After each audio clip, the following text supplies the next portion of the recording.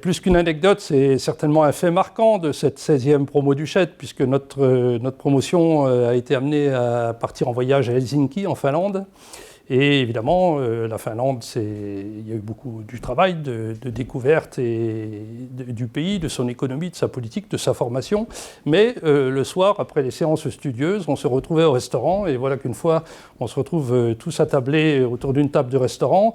Et chacun, en tout cas plusieurs, ont voulu commander une côte de bœuf. Et la côte de bœuf finlandaise, si la Finlande était un grand pays d'élevage, ça se saurait. Cette côte de bœuf, elle avait finalement quand même rien d'une grande.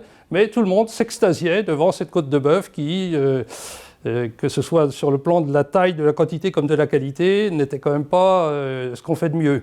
Et je me suis dit quand même, il est certainement nécessaire que j'invite tous ces gens sur ma ferme pour leur faire découvrir ce qu'est une vraie côte de bœuf de Charolais. Et c'est ce qui s'est passé. Quelques semaines plus tard, on se retrouvait tous dans la Nièvre, à la ferme. Et il n'y avait pas que de la côte de bœuf à déguster, puisqu'il y avait bien d'autres cochonailles, et charcuteries, et canards du sud-ouest, et fromages d'Île-de-France, et des vins d'un peu partout.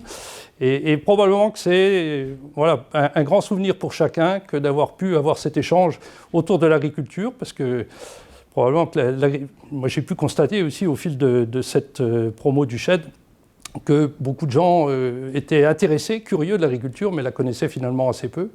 Et donc ça restera un moment important qui probablement devrait être systématisé un peu dans les promos, qui est un module de découverte de l'agriculture serait certainement utile et intéresserait beaucoup de monde. Moi, le Shed m'a beaucoup apporté en ouverture et découverte. Oui, prise de conscience, toucher du doigt un certain nombre de milieux professionnels, d'univers qui me sont à l'origine très éloignés. D'abord au travers des intervenants. La richesse des intervenants qui nous sont présentés nous permettent d'accéder à des connaissances sur le plan économique, politique, géostratégique, administratif, sur des tas de sujets.